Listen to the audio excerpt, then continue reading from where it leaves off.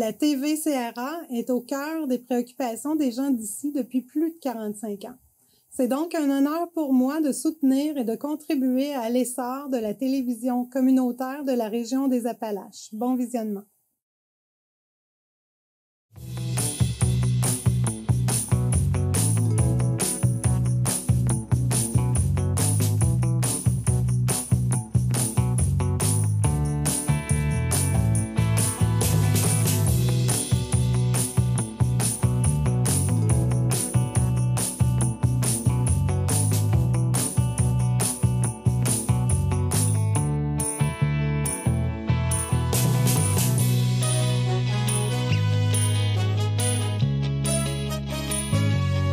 Madame, Monsieur, bienvenue à votre émission habituelle d'information Appalaches en quelques mots. D'abord, débutons par un rendez-vous important qui revient chaque année à la même période. La cérémonie du jour du souvenir se déroulera dimanche le 10 novembre à compter de 13h30 au centre-ville de Thetford Mines, avec la participation des dignitaires de notre région, des vétérans et militaires originaires de la grande région de Thetford Mines, ainsi que de l'escadron 775 Kiwanis des cadets de l'air et du député fédéral de Mégantic, M. Luc Berthold. Cette cérémonie permettra de rendre hommage au courage et au dévouement des femmes et des hommes qui ont fait le sacrifice suprême de leur vie de mourir pour leur pays. Que ce soit lors de la Première Grande Guerre mondiale, de la Seconde, de la guerre de Corée, de la campagne d'Afghanistan et des nombreuses missions canadiennes à l'étranger. Ces soldats morts au champ d'honneur méritent que nous continuions à nous souvenir de leur sacrifice ultime pour préserver notre liberté d'aujourd'hui. À l'approche du jour du souvenir, il y aura vente de coquelicots à Thetford Mines les 3 et 4 novembre. On pourra se les procurer au IGA, au Super C, au métro secteur Black Lake, au Walmart et dans les Tim Hortons. Les vétérans et les cadets de l'escadron 775 Kiwanis de l'aviation royale canadienne seront sur place dans ces endroits. Ce coquelicot, il faudra le porter avec fierté. M. Luc Berthold a également demandé que l'on fasse état des cérémonies de la MRC du Granit samedi le 9 novembre à 13h30, organisée par la filiale 136 de la Légion royale canadienne. Elle débutera par un défilé dont le départ se fera à partir de la rue Millette jusqu'au cénotaphe du Parc des vétérans. Du côté de la MRC de l'Érable, l'événement aura lieu samedi le 9 novembre devant l'hôtel de ville de Plessisville à compter de 10h. Le départ du défilé se fera à partir de la bibliothèque et se rendra jusqu'à l'hôtel de ville pour la cérémonie. Dans un deuxième temps, je vous signale que nous avons pour vous un reportage dans le cadre de la fête de l'Halloween portant sur la maison hantée de Black Lake. Alors, voici le reportage en question. Bonsoir à tous, on se retrouve aujourd'hui en ce vendredi 1er novembre à l'occasion d'une maison hantée organisée par la Maison des Jeunes de Thetford. On est ici à Black Lake, donc Raphaël et moi nous allons vous emmener dans les coulisses de la maison hantée, voir un peu ce qui s'y trame, les comédiens, l'organisatrice, et on va essayer de vous filer un petit peu les chocottes. Allez, let's go.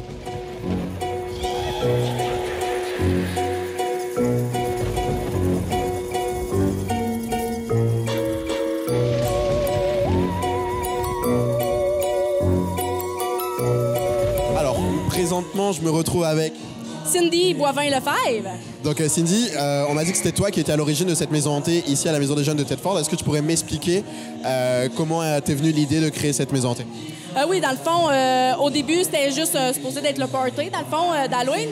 Puis avec l'aide de ma collègue Audrey, on s'est dit, ben pourquoi qu'on fait pas une petite maison hantée? Notre maison hantée a pris un peu plus d'ampleur. On a eu beaucoup de bénévoles pour nous aider à construire.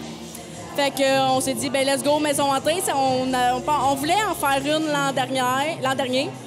Mais le temps et le délai étaient beaucoup trop courts. Mais là, on s'est donné, puis c'est ça. Là, on voulait offrir ça à la population de Black Lake, parce que c'est ça, Black Lake, il y a moins d'activités un peu. Fait que je pense que c'est réussi. Et c'est ce que j'allais te demander du coup, est-ce qu'au vu de l'afflux des personnes qui sont venues, est-ce que tu as eu des bons retours? Est-ce que tu estimes que la maison hantée de cette année est un succès? Oui, effectivement, là, pour notre première édition, là, j'ai calculé le vendredi et samedi dernier, on était rendu en haut de 1000 visiteurs qui ont été entre nos murs. Fait que oui, je pense que ça a été vraiment là, une réussite. Puis l'année prochaine, on a l'intention d'en faire une encore plus grosse, là, ouais. Est-ce que tu peux nous teaser un peu ce qu'il va y avoir l'année prochaine, un petit peu d'informations croustillantes? Ben, c'est sûr qu'il y a des sections qu'on veut encore réutiliser parce que ça a été le winner vraiment beaucoup. Mais tu sais, on a déjà pensé à une section un peu sorcière avec un méga gros chaudron, en tout cas des petits trucs comme ça là. Fait que, mais tu sais, ça va être encore dans le même principe là, très effrayant. On veut s'en aller dans le effrayant. On veut, oui, tu sais, que ça soit adapté pour les jeunes enfants. Avec des mots d'alerte, mais on veut aller chercher, là, c'est ça, donner des frissons, puis que le monde reste sur ses aguets là, pendant qu'il parcourt, ouais. Et pour terminer, est-ce que tu pourrais donner un conseil à nos téléspectateurs? Qu'est-ce que tu pourrais leur dire pour ceux qui aimeraient intégrer la Maison des Jeunes en tant que bénévole et venir en aide aux jeunes en situation compliquée? Bien, tu sais, pour être bénévole, dans le fond, vous avez juste à nous contacter, là, sans problème. T'sais, on a tout le temps besoin de bénévoles. Si vous voulez, pour travailler à la Maison des Jeunes, c'est 18 ans et plus. En situation de crise, c'est sûr que on est toujours là, aux besoins pour eux, là, fait que... T'sais, on est tout le temps... nous, on a c'est ça, le Messenger de la Maison des Jeunes, on l'a sur notre cellulaire, fait qu'on reçoit les messages, les appels en tout temps. Fait que, c'est vraiment pour une bonne cause, puis on veut montrer aux jeunes d'être présents dans la communauté et d'offrir à son prochain. Fait que c'est ça aussi le but de la Maison hantée puis du party, c'est nos jeunes sont là, sont comédiens, ils se donnent à 100%, ça fait 3 jours. Puis, tu sais, ils font ça pour leur prochain, pour donner, tu sais, une activité. Fait que, ouais, c'est vraiment pour une bonne cause. Puis, gênez-vous pas si vous voulez venir en tant que bénévole dans peu importe l'activité. On en fait. Comme prochainement, on va avoir nos paniers de Noël aussi. On ramasse des dons. On veut faire des paniers de Noël pour les familles défavorisées, mais paniers de Noël gâterie. C'est vraiment, tu sais, des chips, des chocolats, des pizzas, tout ce qu'on ne reçoit pas habituellement dans des paniers de Noël normales. Fait que ça va s'en venir, là. Après la maison hantée, on rentre là-dedans, là. Fait que c'est ça. Fait que c'est à peu près ça. Bah écoute, merci beaucoup. Vous pouvez retrouver toutes les informations de la Maison des Jeunes directement sur Facebook ou via TVCRA. Merci beaucoup, Cindy. Alors, toujours en direct de la Maison des Jeunes de Black Lake, on se retrouve avec... Amadou Ouedraogo. Alors, Amadou, est-ce que tu peux m'expliquer un peu qu'est-ce que tu fais là ce soir? Quel est ton rôle et comment ça se fait que tu sois aussi bien maquillé ce soir? Actuellement, je suis intervenant à la Maison des Jeunes. Donc, on a fait une activité pour les jeunes pour qu'ils se sentent épeurés parce que c'est Halloween, bien évidemment. Mais franchement, je le fais avec plaisir. Il faut avoir au moins quelque chose qui reflète la Maison des Jeunes, quelque chose pour les jeunes, surtout que c'est l'avenir de notre ville ici. Et donc toi, ça fait combien de temps que tu es intervenant avec la Maison des Jeunes? Comment tu as fait en fait pour devenir intervenant? Parce que nous, on est amis hein, dans la vie, donc je sais que tu es au cégep également. Donc comment tu as fait du coup pour pouvoir être intervenant à la Maison des Jeunes? Actuellement, je suis au cégep en technique d'éducation spécialisée. Ça fait maintenant 2 ans, mais j'ai commencé à la Maison des Jeunes il y a 9 mois. Donc c'est au fil du temps, je suis entré plus dans le pot, on va dire ça comme ça. Dans le bain. Et est-ce que tu dirais du coup que ton expérience à la Maison des Jeunes t'aide énormément dans ta technique de technique d'éducation spécialisée? Bien évidemment. C'est toutes les notions qu'on apprend au cégep, c'est ce qu'on reflète dans la Maison des Jeunes. Donc c'est sûr que ça nous aide à mieux développer et avoir une certaine expérience plus tard. Et du coup là ce soir c'est quoi un petit peu tes plans là? Est-ce que tu as d'autres cadavres à découper ou est-ce que tu vas vaguer à d'autres occupations? Actuellement j'ai juste ma femme qui m'attend sur ma table, mais elle est semi-morte, pas encore morte. Donc ça va bien aller. Super, merci beaucoup Amadou, bonne soirée. Ok, alors maintenant je me retrouve avec Noah, Logan, Amy, Olivier. Donc là vous avez vu, donc tous ces enfants ils ont participé à la Maison hantée. Est-ce que vous pouvez me dire comment vous avez trouvé la Maison hantée un peu? Bien, bah c'était cool, ça là, c'était cool. Oui. Bah ça là, puis ça faisait quand même peur là, c'était cool là. Est-ce que tu as eu beaucoup peur ou ça va? T'es quand même assez... Toi t'as eu très peur? Oui, moi oui. Tu l'as faite ou pas la maison hantée? La moitié. T'as pas réussi à aller jusqu'à la fin? Non. Non. Et du coup, t'aimerais dire quelque chose d'autre? Ouais. Elle a crié. Et du coup, ouais, est-ce que vous allez revenir l'année prochaine? Est-ce que vous étiez déjà venu avant ou pas du tout? Peut-être. On n'était pas venus avant. Vous étiez pas venu avant? Pas venu encore. Donc on se dit rendez-vous l'année prochaine, c'est ça? Parfait. Donc voilà, vous l'avez entendu, c'était la maison hantée à Black Lake, organisée par la maison hantée des jeunes. On a eu énormément de retours positifs, que ce soit au niveau des personnes qui ont fait la maison hantée, au niveau des comédiens, ou des gens de l'organisation qui du coup ont participé à la création de l'événement.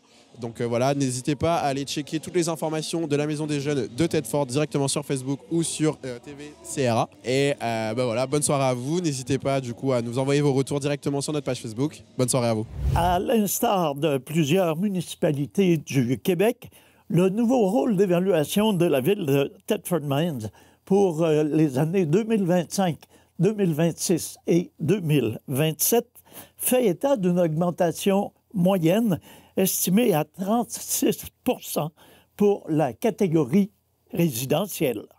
Bien que la situation puisse paraître alarmante, le conseil municipal de Thetford Mines tient à rappeler aux citoyens que l'accroissement de la valeur des maisons constitue une excellente nouvelle et surtout à les rassurer à l'effet que le compte de taxes ne suivra pas du tout la même courbe.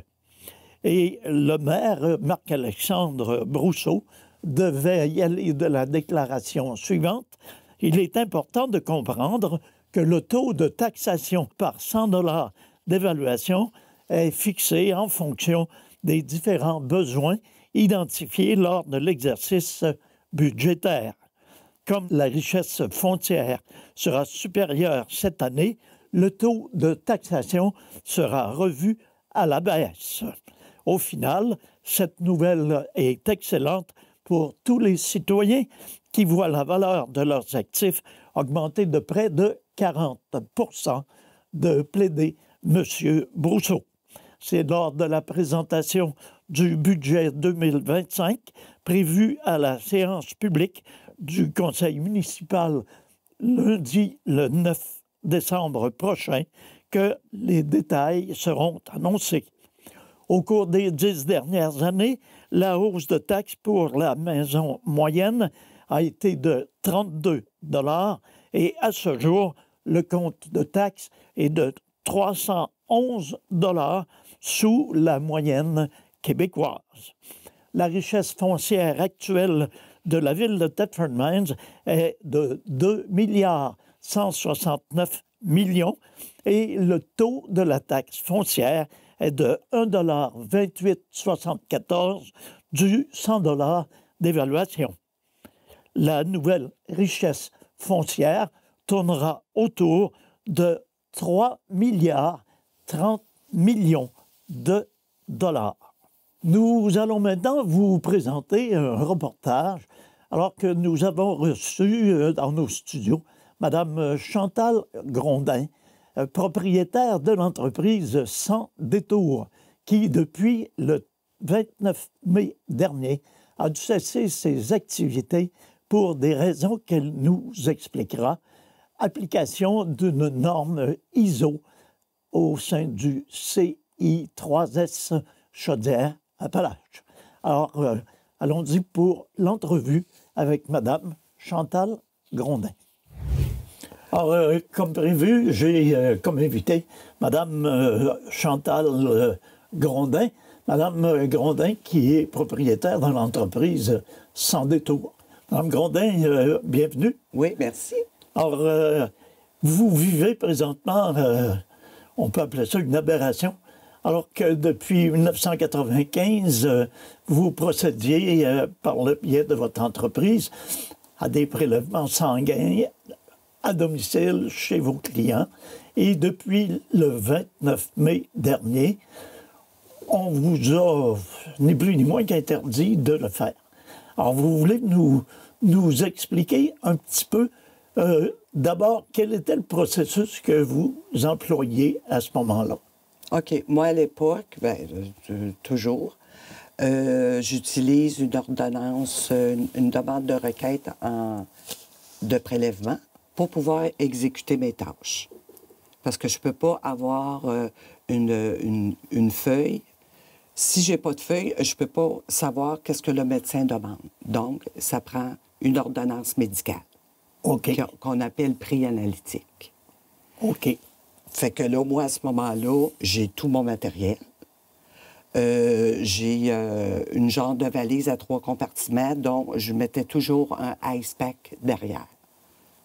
Tu sais, pour conserver le sang à bonne température. Puis ensuite, une fois que j'avais terminé, j'allais porter le sang directement au laboratoire. Puis j'avais accès à tout le matériel. Le matériel pour installer les codes barres. Ça a été établi depuis 2019 à peu près. J'ai eu la formation pour faire ça. Ensuite, tout le matériel informatique. Puis je le déposais, une fois terminé, directement sur le comptoir. Puis le personnel de laboratoire s'occupait ensuite d'analyser le sang. Puis ensuite, depuis 2020, de l'envoyer à l'Hôtel du Lévis, Softlab. Et un beau matin? Et un beau matin, le 29 mai, lorsque je me suis présenté à l'hôpital, je m'en vais, comme à l'habitude, à l'ordinateur. J'avais plus accès à Softlab pour être en mesure d'envoyer les résultats aux médecins, puis profiter aussi d'installer les codes barres sur chacun des tubes. Ça, c'est une charge de moins au personnel du laboratoire qu'on leur donnait. Là, Fait que j'ai dit, qu'en est-il? Elle dit, t'as plus accès. Ah, OK. Fait que là, moi, je me suis présenté avec le tube d'un de mes clients. J'ai dit, ce tube-là est très important.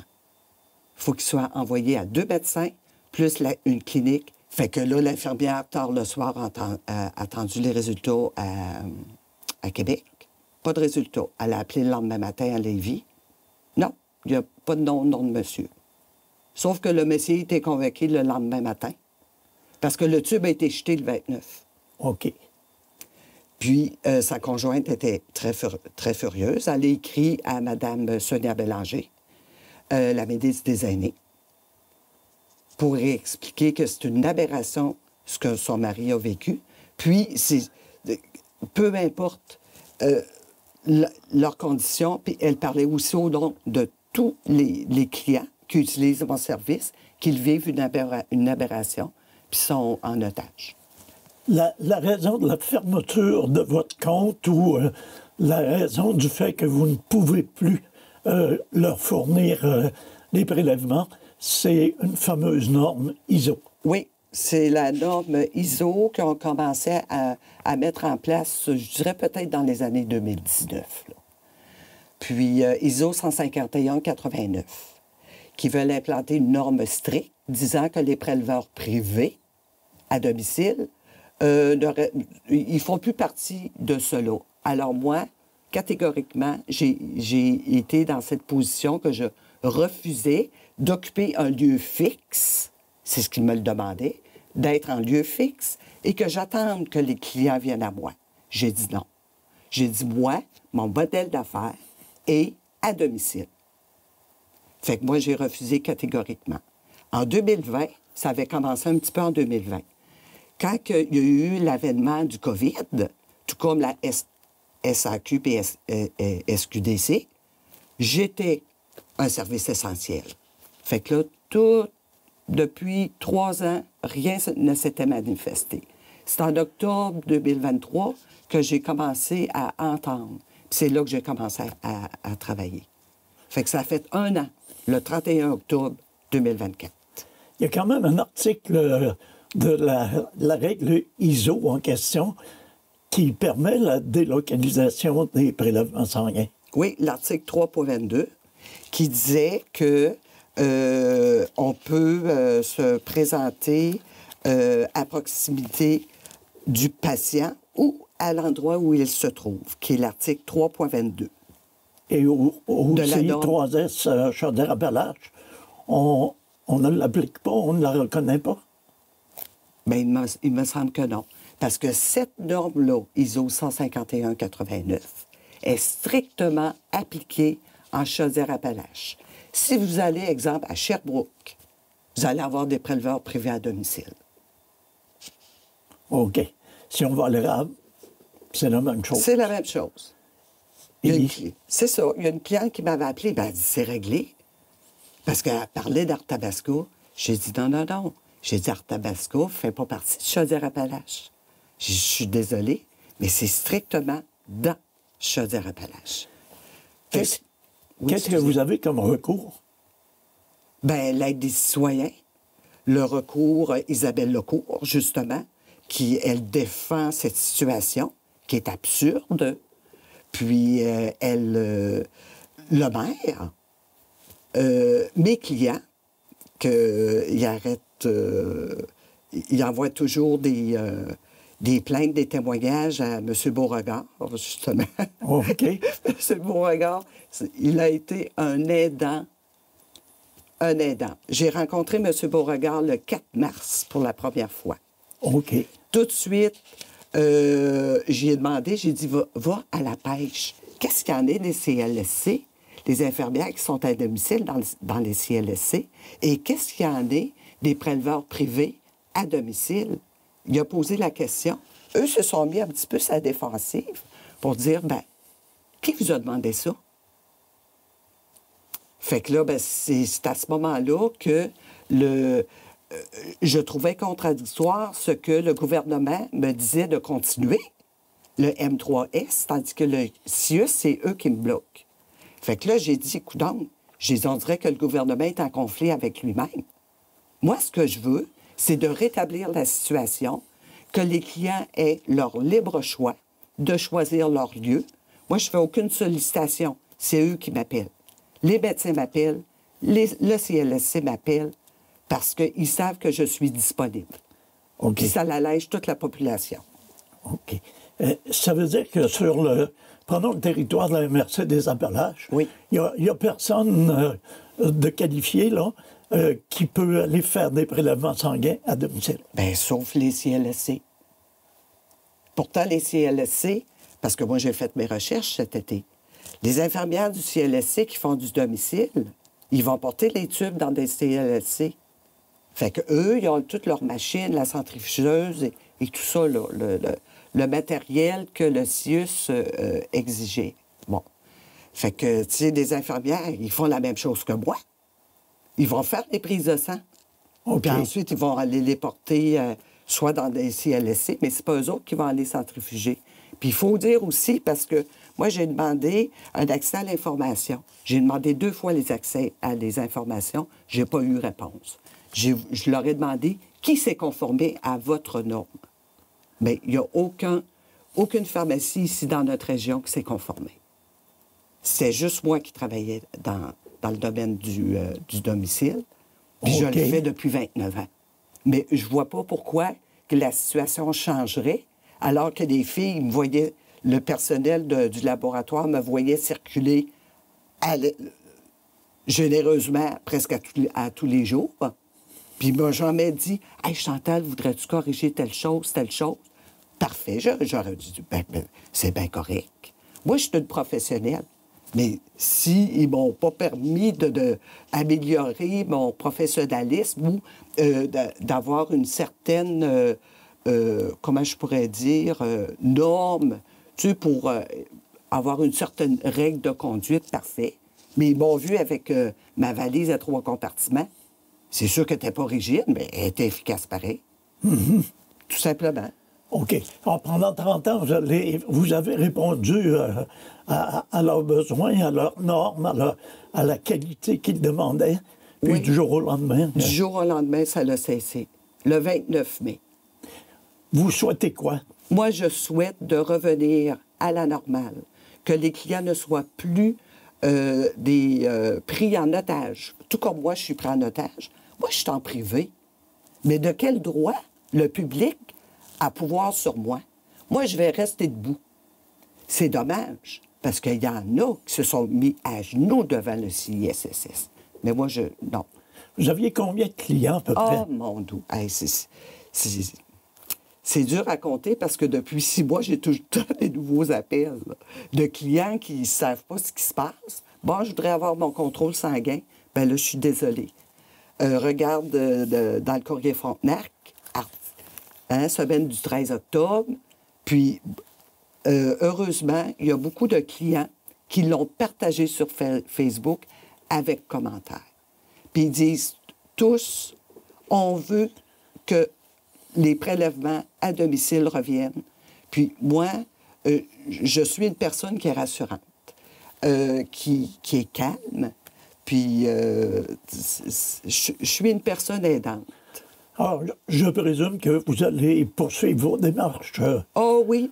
Pour retrouver. Pour retrouver, puis les gens m'encouragent énormément, les médecins m'encouragent. Puis là, je suis enchantée d'être ici à la télévision communautaire. Puis sachez que je vais monter encore plus haut. Alors, Mme Grondin, on vous remercie infiniment. C'est tout le temps qu'on avait. Et on espère que ça va connaître un dénouement positif. Bien, merci beaucoup. Puis je vous souhaite une très belle journée. Merci, madame. Merci. Alors, quant à vous, on vous remercie d'avoir été des nôtres. On vous invite la semaine prochaine à être à l'écoute d'Appalaches en quelques mots. À tous et à toutes, une excellente semaine. Prenez soin de vous et prenez soin des vôtres.